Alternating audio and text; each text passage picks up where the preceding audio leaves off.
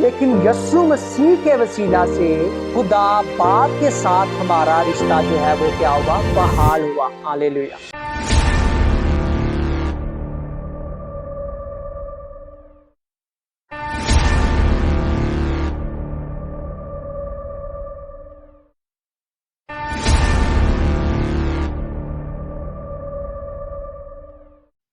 मसीह यीशु में आप सबको सलाम। खुदा की शुक्रगुजारी करते हैं कि जिसने आज का दिन दिया कि मैं आप लोग के साथ फिर से आज खुदा के कलाम की चंद बातों को शेयर कर सकूं। तो मैं खुदा का शुक्रगुजार हूं। तो आइए मेरे अजीजों, छोटी सी दुआ करेंगे। आइए अपनी आंखों को बंद करें। कदूस जिंदा जलाली खुदा यीशु मसीह में मैं आपकी शुक्रगुजारी करता हूँ आज के खूबसूरत दिन के लिए जो तूने हमारी जिंदगी में बख्शा, ताकि हम तेरे जिंदगी बख्श कलाम में से अपनी रहनुमाई के लिए कुछ सीख सकें।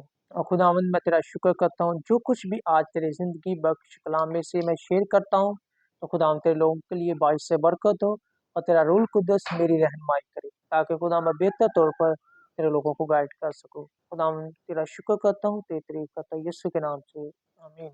आइए मेरे अजीजों, खुदा के कलाम की तरफ बढ़ते हैं। हमारा जो आज का मजमून है वो है यीशु मसीह के वसीला से खुदा के साथ सुलह। आमीन।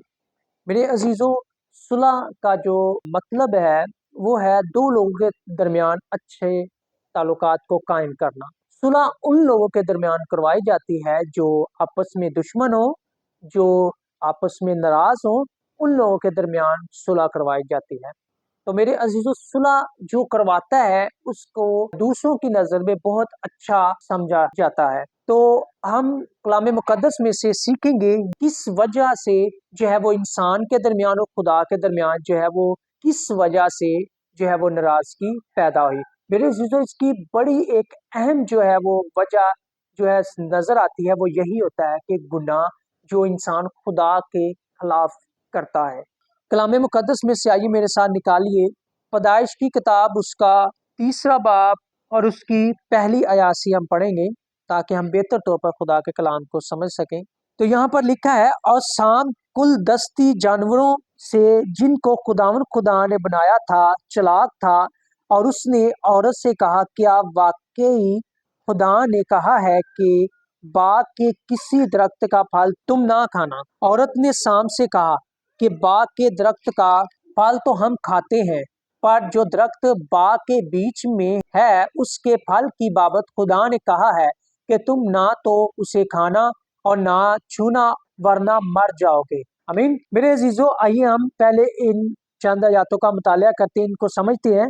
मेरे अजीजों, और शाम कुल दस्ती जानवर, यानी कि खुदा ने जितनी जानवर जो है मैदान में रहने वाले बनाए थे, उनमें जो सांप है वो सबसे चालाक था। और उसने क्या कहा, उसने हवा से यानी औरत से उसने कहा कि क्या बाग के किसी दरख्त का फल तुम ना खाना? मतलब कि खुदा ने तुम्हें बाग के हर फल खाने से मना किया है। जब औरत से सांप ने ये सवाल किया, खुदा ने क्या तुम्हें ये मना किया कि तुम बाग में से किसी भी दरख्त के फल को ना खाना? औरत बोलती है सांप से, नहीं, पर जो दरख्त बाग के बीच में है उसके फल की बाबत खुदा ने कहा है। उसने कहा कि नहीं, बल्कि जो एक ही दरख्त है जो बाग के बीच में है उसका ही फल खुदा ने खाने से मना किया है, बाकी और किसी दरख्त का नहीं। और फिर खुदा ने एक वार्निंग भी दी है, अगर तुम ये वाले दरख्त का फल खाओगे तो तुम मर जाओगे। सब दरख्त का नहीं, सिर्फ एक दरख्त का फल खाओगे तो तुम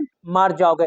ये अभी तक जो हवा है, औरत है, वो सांप से बातें कर रही है। तो आइए मेरे अजीजों, चौथी आयत को पढ़ते हैं। तब सांप ने औरत से कहा कि तुम हरगिज ना मरोगे, बल्कि खुदा जानता है कि जिस दिन तुम उसे खाओगे तुम्हारी आंखें खुल जाएंगी और तुम खुदा की मानद नेको बद के जानने वाले बन जाओगे। औरत ने जो देखा कि वो दरख्त खाने के लिए अच्छा और आंखों को खुशनुमा मालूम होता है और अकल बख्शने के लिए खूब है, तो उसके फल में से लिया और खाया और अपने शोहर को भी दिया और उसने खाया। तब दोनों की आंखें खुल गईं और उनको मालूम हुआ कि वो नंगे हैं, और उन्होंने अंजीर के पत्तों को सी कर अपने लिए लुंगियां बनाई। आमीन। तो अभी इन आयतों को समझते हैं।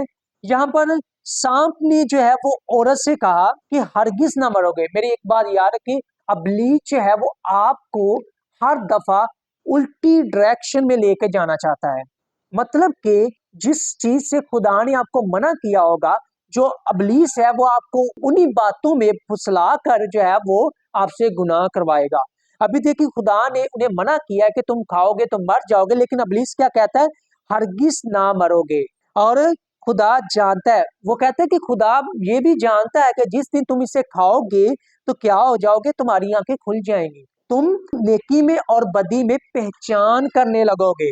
औरत ने फिर उसके बाद जब सांप ने ये बातें उसे बताई, औरत ने देखा उस दरख्त की तरफ। मेन बात है, जब उसने अबलीस की बातों पर गौर किया तो उससे ये मालूम हुआ कि अबलीस जो कह रहा है वो सच है। मेरे अजीजों, हमारी जिंदगी में हम जब तक अबलीस की बातों पर गौर नहीं करते, हम गुनाह नहीं करते। जैसे हम उसकी तरफ फिरते हैं, उसकी बातों पर गौर करते हैं और फिर वो हमें अच्छी लगने लगती है और हम क्या कर लेते हैं? गुनाह कर लेते हैं। और कुछ यहाँ पर भी इसी तरह से हुआ है। जब औरत ने देखा दरख्त की तरफ तो उसे अच्छा लगा, खुशनुमा लगा, तो उसने सोचा कि हाँ, क्यों ना हम इसे खाते हैं। उसने खाया, शौहर को भी अपने दिया, और तब उन्हें मालूम हुआ, जब उन्होंने गुनाह किया उसके बाद उन्हें मालूम हुआ कि हम तो नंगे हैं। यानी के अंदर जब गुनाह आ गया तो उन्हें मालूम हुआ कि हम क्या हैं? नंगे हैं। तो आइए मेरे अजीजों, जब आगे पढ़ते हैं 8वीं आयत, यहाँ पर लिखा है, और उन्होंने खुदावन खुदा की आवाज जो ठंडे वक्त में बाग में फिरता था सुनी, और आदम और उसकी बीवी ने आपको खुदावन खुदा की हजूरी से बाग के दरख्तों में छिपाया। तब खुदावन खुदा ने आदम को पुकारा और उससे कहा कि तू कहाँ है? उसने कहा, मैंने बाग में तेरी आवाज सुनी और मैं डरा, क्योंकि मैं नंगा था और मैंने अपने आप को छुपाया। आमीन। देखिए मेरे अजीजों, जब उन्होंने गुनाह कर लिया और उसके बाद फिर क्या हुआ? खुदावन खुदा जो हर रोज ठंडे वक्त में उनसे बातें करता था।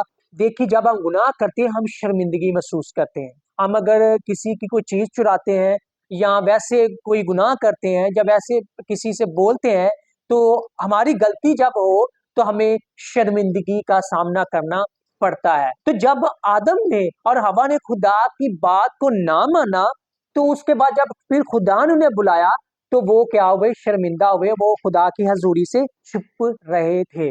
तो मेरे अजीजों, जब खुदा बागे अदन में आते हैं तो वो खुदा की हजूरी से छुपते हैं।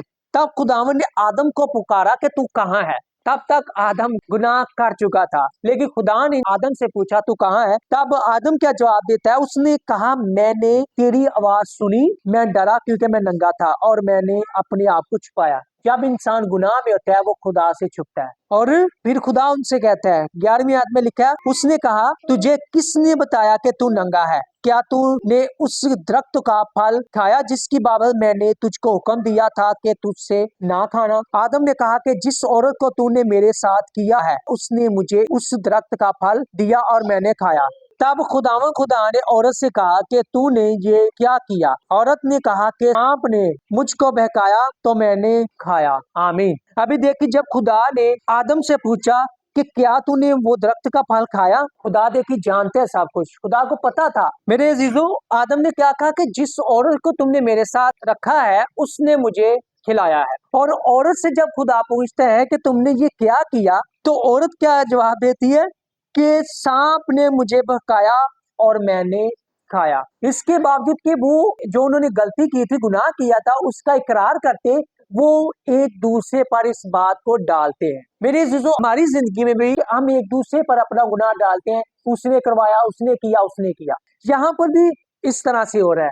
खुदा ने जब आदम से पूछा, हवा ने किया। जब हवा से पूछा, सांप ने करवाया।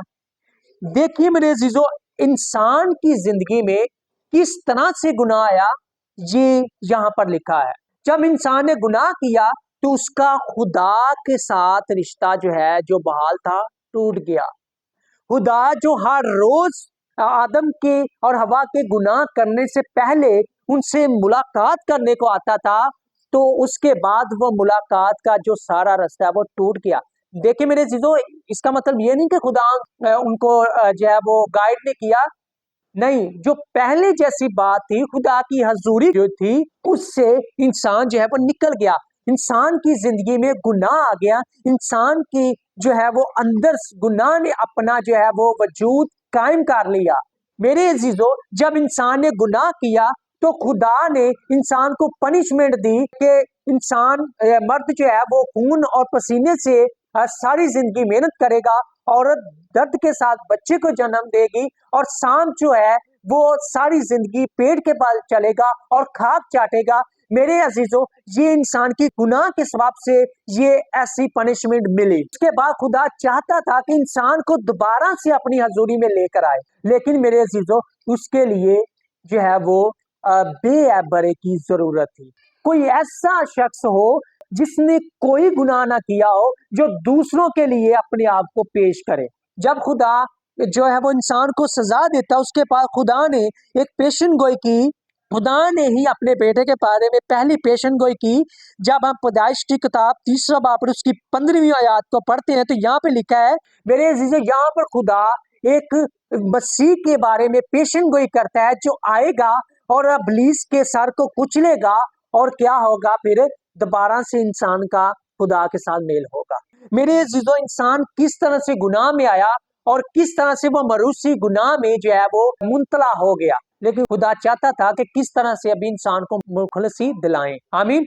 मेरे साथ निकालिएगा रोमियो के नाम पौलुस रसूल का लिखा हुआ खत, उसका 5वां बाब और उसकी 6ठी आयत से हम मुतालिया करेंगे। यहाँ पर लिखा है, क्योंकि जब हम कमजोर ही थे तो आइन वक्त पर मसीह बेदीनों की खातर मोआ। किसी रास्तबाज की खातर भी मुश्किल से कोई अपनी जान देगा, मगर शायद किसी नेक आदमी के लिए कोई अपनी जान देने की जुर्रत करे। आमीन। मेरे अजीजों, देखिए, गुनाह में इंसान जो है वो मुब्तला हो गया, लेकिन यस्सु मसीह के वसीला से खुदा बाप के साथ हमारा रिश्ता जो है वो क्या हुआ, बहाल हुआ। हालेलुया। यहाँ पर पौलुस रसूल लिखता है, जब हम कमजोर ही थे, कमजोर मतलब के जब हम कुछ न कर सके, जब हम मरने को थे, जब हमें कोई भी छुड़ाने वाला ना था, तो क्या हुआ, ऐन वक्त पर मसीह हमारी खातिर मुआ। मेरे अजीजों, जब हम पीछे पढ़ते हैं, मूसा के दौर के बारे में मुतालिया करते हैं, तो वहां पर लिखा है कि लोग तरह तरह की कुर्बानियां देते थे खुदा की हजूरी में जाने के लिए, अपने गुनाहों के कफारे के लिए मुख्तलिफ तरीके की कुर्बानियां देते थे। लेकिन यस्सु मसीह ने एक ही बार कुर्बान होकर हम सबको हमेशा के लिए खुदा के सामने पेश कर दिया। हालेलुया। तो यहाँ पर पौलुस रसूल इस बात को जाहिर करते हैं कि जब हम कमजोर थे, हमारा कोई वजूद ना था, लेकिन यस्सु मसीह के खून से हम खुदा बाप के फरजान बने। जब हम आगे 8वीं आयत का मुतालिया करते हैं तो यहाँ पर लिखा है, लेकिन खुदा अपनी मोहब्बत की खूबी हम पर यूं जाहिर करता है कि जब हम गुनाहगार ही थे तो मसीह हमारी खातिर मोआ। बस जब हम उसके खून के बायस अब रास्तबाज ठहरे तो उसके वसीला से गज़बे इलाही से जरूर ही बचेंगे।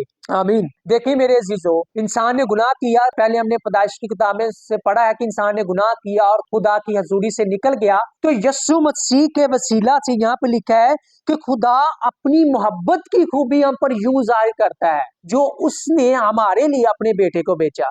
खुदा हमसे कितनी मोहब्बत करता है कि उसने अपने प्यारे बेटे को हमारे लिए बेचा। लिखा है कि खुदा अपनी मोहब्बत की खूबी हम पर यूं जाहिर करता है कि जब हम गुनाहगार ही थे तो मसीह हमारे लिए मोआ। मेरे अजीजों, जब हम गुनाहगार थे, जो खुदा की नाफरमानी की थी, उसके लिए मसीह आया और हमें गुनाह से रहाई दी, हमें जिंदगी दी, हमें रास्तबाजी का जामा पहनाया और खुदा के सामने हमें, खुदा की हजूरी में हमें पेश किया। आमीन। और क्या लिखा है, फिर आगे लिखता है कि खून के बायस अब हम रास्तबाज ठहरे। यस्सु के खून के वसीला से हम रास्तबाज हैं। यस्सु के खून के वसीला से हमें जिंदगी मिली है। यस्सु के खून के वसीला से हम हमेशा की जिंदगी में जाते हैं। यस्सु के खून के वसीला से हम रास्तबाज ठहरते हैं। आमीन। तो लिखा है कि उसके वसीला से हम गज़बे इलाही से, यानी कि जो खुदा का गजब हम पर पड़ना था, वो यस्सु मसीह के वसीला से उससे हम बच गए हैं। जो कोई यस्सु मसीह पर ईमान लाता है उसे हमेशा की जिंदगी मिलती है और वो हमेशा की आग से बच जाता है। कलाम में लिखा है कि वो खुदा के गुस्से से, खुदा की लानत से बच जाता है जो यस्सु मसीह पर ईमान लाता है। आमीन। 10वीं आयत में लिखा है, क्योंकि जब बावजूद दुश्मन होने के खुदा से उसके बेटे की मौत के वसीला से हमारा मेल हो गया, तो मेल होने के बाद तो हम उसकी जिंदगी के सबब से जरूर ही बचेंगे। और सिर्फ यही नहीं, बल्कि अपने खुदावन यीशु मसीह के तौफील से, जिसके वसीला से अब हमारा खुदा के साथ मेल हो गया, खुदा पर फक्र भी करते हैं। आमीन। मेरे अजीजों, यहाँ पर लिखा है कि बावजूद दुश्मन होने के खुदा से उसके बेटे की मौत के वसीला से, यीशु के सलीब पर कुर्बान होने के वसीला से हमारा भी खुदा के साथ मेल हो गया। वो मेल जो बागे अदन में हमारा और खुदा का रिश्ता टूट गया था, हमारी और खुदा के दरमियान जो कुर्बत थी वो खत्म हो गई। वो यीशु मसीह के सलीब पर खून बहाने से वो मेल मिलाप दोबारा से बहाल हो गया। आमीन। और क्या लिखा है? उसकी जिंदगी के सबब से जरूर ही बचेंगे। आमीन। मेरे अजीजों, यीशु मसीह के वसीला से हम जरूर बचेंगे। हमारा ईमान है कि यीशु मसीह जिंदगी है, यीशु मसीह हमारी चट्टान है, यीशु मसीह हमारा रहनुमा है और यीशु ही सबको जिंदगी देता है। और भी लिखा है, सिर्फ यही नहीं बल्कि अपने खुदावन यीशु मसीह के तौफील से, तौफील का जो मतलब है वो जरिया है, यीशु मसीह के जरिया से, जिसके वसीला से अब हमारा खुदा के साथ मेल हो गया, खुदा पर फक्र भी करते हैं। आमीन। मेरे अजीजों, हमें ना अपने आप पे, ना अपनी दिमाग पे, ना अपने दिल पे, किसी चीज पे फक्र नहीं करना। हमें अपने जिंदा खुदा पर फक्र करना है, क्योंकि उसने अपनी मोहब्बत की खूबी हम पर किस तरह से ज़ाहिर की है? यीशु मसीह के वसीला से। जब हम मरने को थे, मसीह हमारे लिए हुआ और हमारा खुदा के साथ मेल हो गया। किसके वसीला से? यीशु मसीह के वसीला से। और खुदा पर फक्र भी करते हैं। हमें इस बात की दलेरी है कि हम यीशु मसीह के वसीला से हमेशा की जिंदगी में जाएंगे। हमें इस बात पर फक्र है कि हमारा खुदा के साथ मेल हो गया है। हमें इस बात पर फक्र है कि हम खुदा की कुर्बत में हैं। हमें इस बात पर फक्र है कि हम हमेशा की जिंदगी में जाएंगे। जो रिश्ता टूट गया था, यीशु मसीह के वसीला से वो बहाल हो गया। मेरे अजीजों, आज यीशु मसीह मुझे और आपको बुलाता है और हमें उसके पास जाना चाहिए। हमें किसी चीज की फिक्र नहीं करनी चाहिए, क्योंकि हमारा जिंदा खुदा हमारी सारी फिक्रों को जानता है। आमीन। तो मेरे अजीजों, खुदा के कलाम में से आज हमने यही सीखा है कि यीशु मसीह के वसीला से खुदा के साथ हमारा मेल हो गया है। अभी हमें किसी चीज की जो है वो कुर्बानी देने की जरूरत नहीं है। हमें अब कोई भी पनिशमेंट लेने की जरूरत नहीं है।